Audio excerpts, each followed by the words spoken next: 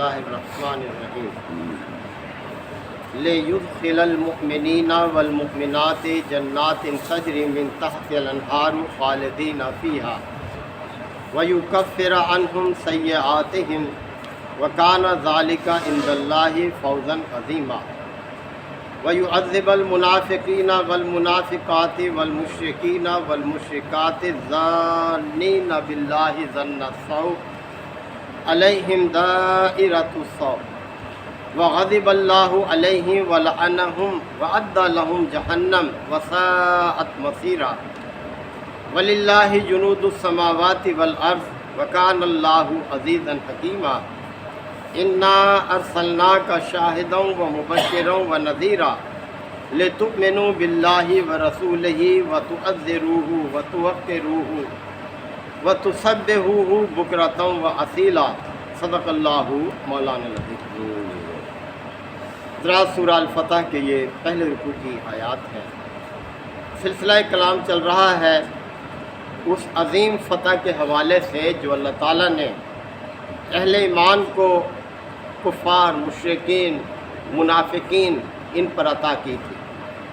اور وہ عظیم فتح صلح حدیبیہ تھی کہ جسے کفار اپنی کامیابی سمجھ رہے تھے کہ ہم نے بہت بڑا تیر مارا کہ مسلمانوں کو ہم نے واپس پھیر دیا، لیکن انہیں کیا معلوم تھا کہ اسی معاہدے کے پیچھے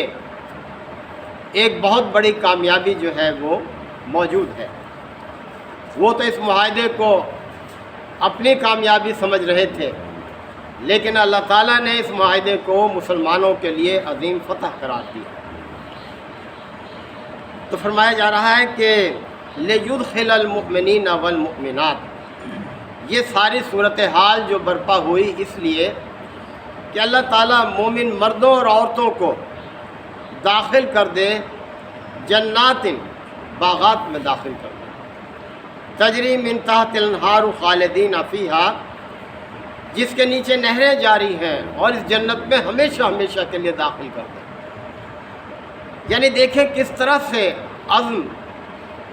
اور حوصلے کا مظاہرہ کیا اہل ایمان نے کہ یہ چھٹا سال تھا ابھی ہجرت کا، کہ جس میں نبی کریم صلی اللہ علیہ وسلم نے خواب دیکھا تھا،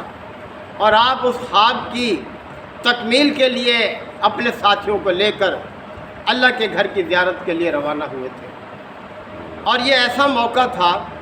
کہ ابھی پچھلے ہی سال یعنی 5 ہجری میں وہ معرکہ پیش آ چکا تھا جسے غزوہ احزاب یا غزوہ خندق کہا جاتا ہے، کہ جس میں مختلف قسم کے گروہ یکجا ہو کر مدینے کی اس چھوٹی سی ریاست کو برباد کرنے کے لیے، مٹانے کے لیے آ گئے تھے۔ تو ان حالات میں اہل ایمان کا اللہ کے گھر کی زیارت کے لیے نکلنا یہ بہت بڑے حوصلے کی بات تھی کہ نہتے تھے، اور مدینہ سے باہر ذوالحلیفہ ایک مقام ہے جسے اب بیر علی کہا جاتا ہے، وہاں سے احرام باندھتے ہیں جو لوگ اللہ کے گھر کی زیارت کے لیے مکہ جاتے ہیں۔ آپ نے وہاں سے احرام باندھے، قربانی کے جانور ساتھ لیے، ان کے گردنوں میں کلادے پڑے ہوئے تھے اس بات کے کہ یہ اللہ کی قربانی کے لیے ہیں یہ جانور۔ اور اہل ایمان جنہیں 6 سال سے روکا ہوا تھا اللہ کے گھر کی زیارت سے، اور لوگ تو آتے تھے لیکن اہل ایمان کے لیے راستہ بند تھا، تو بڑے عزم کے ساتھ، حوصلے کے ساتھ، شوق کے ساتھ اپنے پیارے پیغمبر کی قیادت میں وہ نکلے۔ اور جب انہیں روک دیا گیا حدیبیہ کے مقام پر تو بڑے ان کے جذبات مشتعل ہو رہے تھے، اور جب معاہدہ ہوا تو اس معاہدے کی جو شکیں تھیں وہ ایسی تھیں کہ وہ اہل ایمان کے لیے بڑی سخت معلوم ہو رہی تھیں کہ یہ تو ہمارے خلاف ہیں، بھلا ہم کیوں ان شکوں کو تسلیم کریں کہ ہم واپس چلے جائیں اور اللہ کے گھر کی زیارت نہ کریں، جبکہ مہینہ بھی ذی قعدہ کا تھا جو کہ حرمت والے مہینوں میں شامل ہے، اور کسی کو منع نہیں کیا جاتا اللہ کے گھر کی زیارت سے۔ جہالت کے دور میں بھی یہ رسم چل رہی تھی، تو انہوں نے روکا اہل ایمان کو۔ اور پھر کس طرح سے دیکھیں اللہ تعالیٰ نے اسے مسلمانوں کے لیے فتح بنا دیا۔ فرمایا جا رہا ہے کہ وَيُكَفِّرَ عَنْهُمْ سَيِّئَاتِهِمْ، اللہ تعالیٰ نے یہ موقع اس لیے پیدا کیا کہ اہل ایمان مرد ہو یا عورت انہیں ہمیشہ کے لیے ان باغات میں داخل کر دیں جن کے نیچے نہریں جاری ہیں، اور ان کی خطاؤں کو ان سے دور کر دیں، ان کی برائیاں ان سے دور کر دیں، یعنی جنت میں داخل ہو تو کسی قسم کی کوتاہی کا داغ ان کے دامن پر نہ ہو، اور انہیں وہاں پر کوئی ملال نہ ہو کہ ہمارے یہ قصور بھی تھے، تو اللہ تعالیٰ اس طرح سے ان کو داخل فرمائے گا۔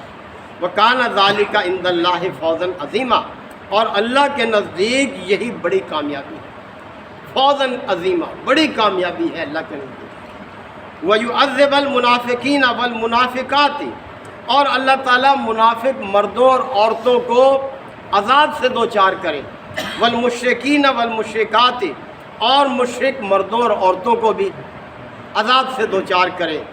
الظانین باللہ، جو اللہ کے بارے میں برے گمان کرتے ہیں، ظن السوء یعنی برے برے گمان کرتے ہیں، یہ کہاں گیا ان کا رب، کہ یہ تو آئے تھے زیارت کے لیے، کوئی مدد نہیں کی ان کی، کس طرح سے دیکھیں ہم نے ان کو واپس کر دیا۔ تو اللہ تعالیٰ نے ان کے لیے دیکھیں کس طرح سے اہتمام کر دیا، فرمایا علیہم دائرۃ السوء، وہ خود ہی اپنی برائی کے لپیٹ میں آ گئے۔ اب دیکھیں کس طرح سے وہ اپنی برائی کے لپیٹ میں آ گئے، انہوں نے تو بڑی خوشی منائی، اپنی بڑی کامیابی سمجھی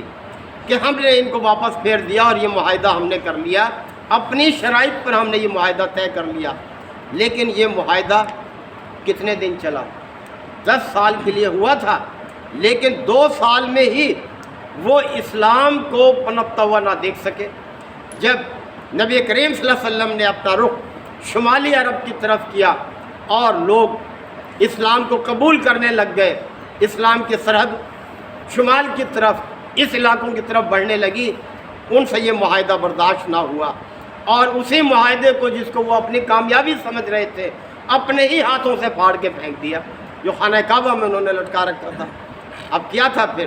جب انہوں نے اس معاہدے کو پھاڑ پھینکا تو نبی کریم صلی اللہ علیہ وسلم نے موقع غنیمت سمجھا اور 10,000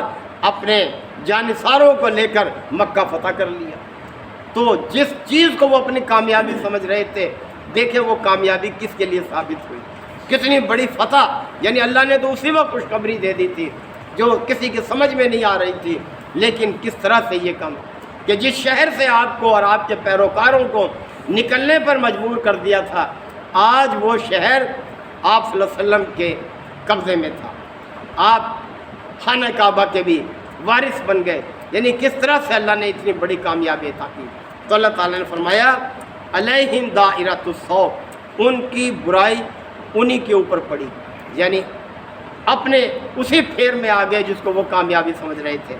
وغضب اللہ علیہم، اور اللہ کا غضب بھی ان پر ہوا، یعنی اللہ کی ناراضگی تھی ان پر جس کی لپیٹ میں وہ آئے۔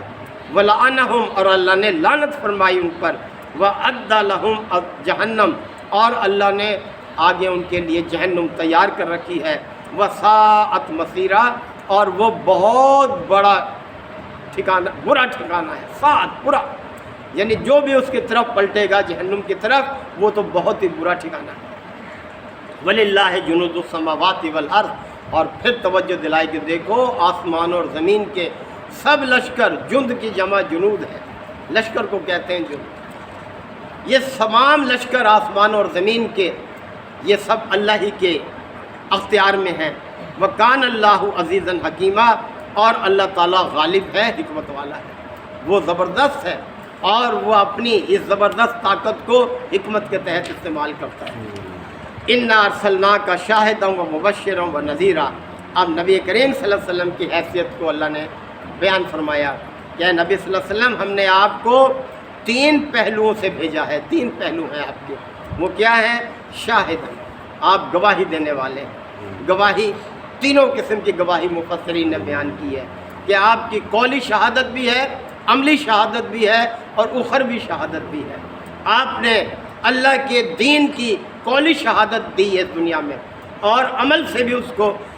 واضح کیا ہے، اپنے عمل سے بھی شہادت دی ہے، اور آخرت میں بھی آپ گواہ کی حیثیت سے کھڑے کیے جائیں گے۔ تو اے نبی صلی اللہ علیہ وسلم، ہم نے آپ کو جو بھیجا ہے شاہد کی حیثیت سے، گواہی دینے والے کی حیثیت سے، ومبشراً، اور خوشخبری دینے والا بنا کر بھیجا ہے کہ آپ ان لوگوں کو خوشخبری دیں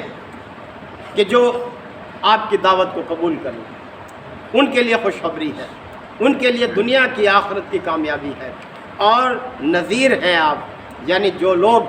آپ کی دعوت کو ٹھکرائیں، اس سے منہ موڑ لیں، انہیں برے انجام سے ڈرائیں کہ ان کے لیے برا انجام تیار ہے۔ لِتُؤْمِنُوا بِاللَّهِ وَرَسُولِهِ، تاکہ اللہ اور اس کے رسول پر تم ایمان لاؤ۔ یہ سب سے بڑی سعادت ہے انسان کے لیے کہ وہ اللہ اور اس کے رسول پر ایمان لے آئے، اس سے بڑی سعادت دنیا میں کوئی نہیں ہے۔ تو صاحب ایمان ہونا، وَتُعَزِّرُوهُ، اور یہ کہ تم اس کا ساتھ دو، اللہ کے ساتھ کا مطلب یہی ہے کہ اس کے دین کے پیروکار بن کر اس کے دین کے غلبے کے لیے جد و جہد کرو، دوسروں تک اس کو پہنچاؤ۔ وَتُوَقِّرُوهُ، اور اس کی تعظیم اور تکریم کرو، اپنے رب کی تعظیم بجا لاؤ، یہ تمہاری ذمہ داری ہے۔ تو اہل ایمان کی ذمہ داری کیا ہے کہ لِتُؤْمِنُوا بِاللَّهِ وَرَسُولِهِ، کہ وہ اللہ اس کے رسول پر ایمان لائیں اور اللہ کا ساتھ دیں، اللہ کی مدد کریں اور اللہ کی تعظیم و تکریم کریں۔ وَتُسَبِّحُوهُ بُكْرَةً وَأَصِيلًا، اور صبح و شام اس کی پاکی کا اقرار کریں، اس کی تسبیح کریں۔ صبح و شام سے مراد صرف صبح اور شام کے اوقات نہیں ہے، بلکہ کثرت کے ساتھ، یعنی اسی میں مصروف رہو۔ تمہیں اللہ ہی کی تسبیح کرنی چاہیے، زبان سے بھی اور اپنے عمل سے بھی تم اللہ ہی کی پاکی جو ہے اس کو بیان کرو۔ اللہ تعالی ہم سب کو عمل کی توفیق عطا فرمائے۔ وآخر دعوانا الحمد للہ وکفا وسلام علی عبادہ الذین اصطفیٰ۔ ربنا آتنا فی الدنیا حسنہ وفی الآخرۃ حسنہ وقنا عذاب النار وادخلنا الجنۃ مع الابرار یا عزیز یا غفار رب العالمین۔ اللہم انک عفو کریم تحب العفو فاعف عنا۔ اللہم من احییتہ منا فاحیہ علی الاسلام ومن توفیتہ منا فتوفہ علی الایمان۔ یا شافی الامراض اشف مرضانا ومرضى المسلمین، یا قاضی الحاجات اقض حاجاتنا وحاجات المسلمین۔ اللہم اعز الاسلام والمسلمین۔ ربنا تقبل منا انک انت السمیع العلیم وتب علینا انک انت التواب الرحیم۔ صلی اللہ تعالی علی خیر خلقہ محمد وآلہ وصحبہ اجمعین۔